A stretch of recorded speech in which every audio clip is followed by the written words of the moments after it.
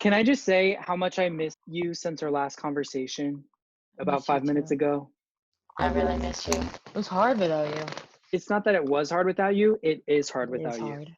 It is hard. Okay, so come why don't you tell the world? All right, everyone. Welcome to today's topic is about love. Mm. So I guess I wanna kick it off with a question for you. Have you ever been in love? What was it like? So the answer is yes. It feels good. It's fun, it's exciting, it's new, but it's also terrible. For the first time in your life, every decision that you make directly affects someone else if you're in a partnership with them. And you have to think about that. You feel crazy. In the beginning, you're like, am I obsessed? The 2 week bliss. Can we get into the 2 week bliss? I've never been in love, but I've been in a lot of 2-week blisses. It's like being in love without the commitment of it. Have you ever been so infatuated with someone that when you hug them, you just want to absorb their body? Yes, you want to fuse. It's like your two bodies are going to. Yeah, it looks exactly like that. You know what I hear in my mind? I hear the What? mom from Get Out go, now sink.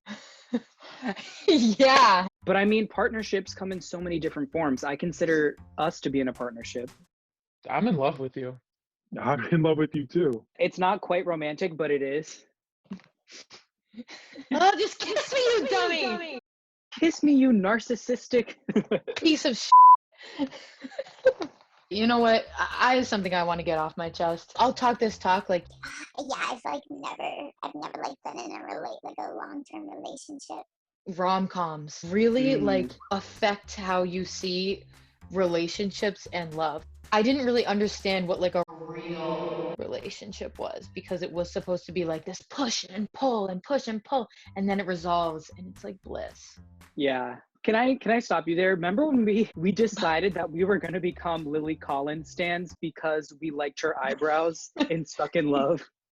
Yeah.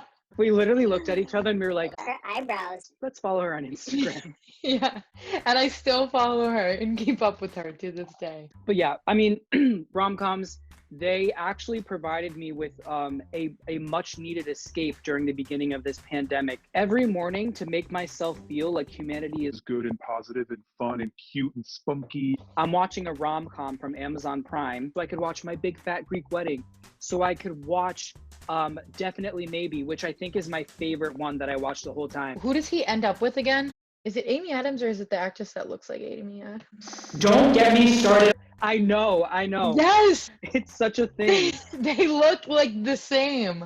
Anyway, excuse me. So what do they? Is it what do they- really? Anyway? Anyway, anyway. not anyways. It's anyway. You're so yeah. smart. You are a better writer than me. One time Devon said that he was a better writer than me. I literally, it was almost, I like sat her down and I was like, You're like, I just think I'm probably like a better writer than you. which like would make sense. Like he's a public relations major. They learn a lot about grammar and stuff. so what do rom-coms do to your brain? I am fully delusional from them. We are so taught to want grand gestures. No one owes you a grand gesture. The fact that you think you're important enough that someone will spend all night thinking of a grand gesture for you. Would I grand gesture someone? No. Would I don't you? know. Like I buy them a coffee. Cute little things are totally normal. So what I'm gathering from this is that you're in love with me because you've gotten me coffee before. For my birthday, you got me Snickers, Diet Coke, and a balloon. And you wrote me a little note that said, happy birthday, you slutty bitch. Remember that? I do. Why don't we take a second to talk about co-star? Would you be into that? Okay. So I'm gonna read my day at a glance, okay? And it says, intimacy is not contagion. Intimacy is not contagious. Contagious. No, contagion. Contagion. Yeah. You agree with that? Fully. Let's share our experiences as two young 20-year-olds who have teetered with love. with love. Teetered. Let's give some advice to all those kids out there thinking, how do I fall in love? How do I get someone to fall in love with me? Let's do 5 simple steps. 5. These are not made up. Studies We've talked about them. So the first thing you're going to want to do to fall in love is brush your teeth. It's because falling in love starts with loving yourself first, and I think brushing your teeth is one of the things that you can really do to help facilitate that. Step 2? Yeah. So, step 2, lotion up.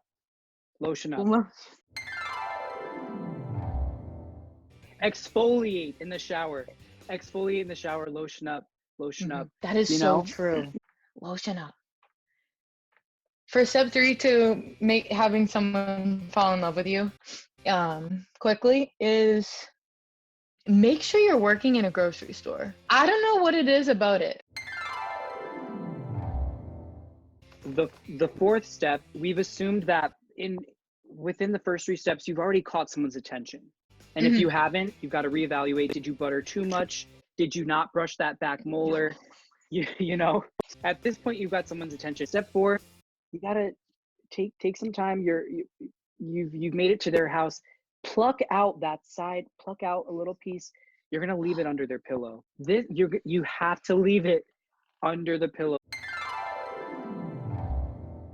This is make or break. And why is that the most important part? Are you asking or did you want to share? I'm asking. It's important because you want to get them a little bit familiar with your genes. Survival of the fittest, who's most compatible. So why don't you finish us off step 5? Yeah, step 5. So 5 is arguably the most important step. You want to freak out on them about something so small. Minuscule. So you're in the car together and you get coffees. They put the straw in their coffee and they don't roll up the straw wrapper. Nope. They just leave it and they put it Yank it off. They yank it. They either put it on the ground or they put it in the cup holder. You pick that up and you go, "Are you f***ing kidding me?" And you say, "I will not be disrespected like that." Congratulations, you got yourself a guy in 10 days. Yeah. You and I were FaceTiming the other day and we were having a really genuine moment. I was talking about Gatorade. I was talking about yellow Gatorade. Stop with the blue. The blue. No. And I said to Christy, I said, we both agreed, yellow, it's so good. It's such a good flavor. And I said, Christy, out of all the things that we do together, like we don't drink Gatorade together. And I was being serious. What we want to do now is incorporate a segment where we just throw out things that we don't do together. I want to think of something good. I have something. Okay, go ahead. We don't. What? Your chronic runny nose. Chronic runny. What I was going to say is we don't brew kombucha together. So love. I think we should talk about fake boyfriends. Okay. I think everyone can relate to this. A fake boyfriend is someone who you are in a relationship with, but they don't know it. We then went on to describe examples of fake boyfriends in our lives, but we sounded borderline creepy. We like to call our crushes our boyfriends to seem more interesting. We're so silly. Let's talk about, we're in quarantine right now. The whole purpose of this Zoom call, this Zoom series, is because we can't see each other. How has that affected your love life in quarantine? I mean, it's done everything. We were talking yesterday about what the future had in store for us. We were both, in terms of love, in our own regard, we're going up. We were ready to pursue something that we hadn't yet pursued. We had both grown as well. We're doing a Zoom series because we can't spend time with one another. So who gave you the right to get together with a little one-time Tindy Windy guy? Tindy Windy is Devon's way of saying Tinder. And can I just say this? Are you seriously going to ask me to hang out with you at the height of a global pandemic? It's like they have absolutely no regard for what's happening right now. If I like have an interaction with someone outside where there's been no mask and we're not 6 feet apart, I will think about it for the next 3 or 4 days and monitor my symptoms. And then to go on my phone and be like, see you. NO. I'm at home. I'm at home. The best you're gonna get is what's up over text. And I think we need to address this. People might say, so why are you on the apps? Why are you doing that if that's the case? What am I gonna do? Literally, what else? Pandemic. It's just I'm not gonna actually hang out with people. Right. I want to say this.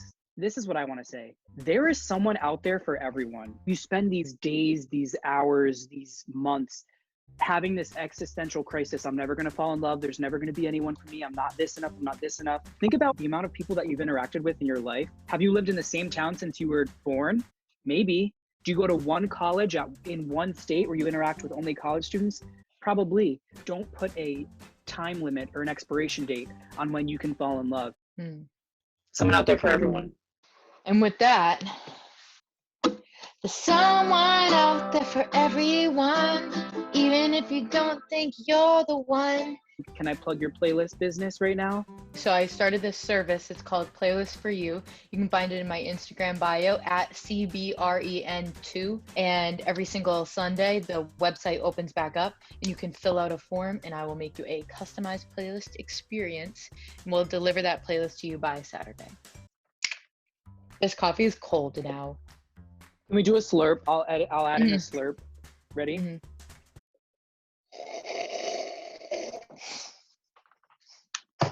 I literally told you I was gonna edit it.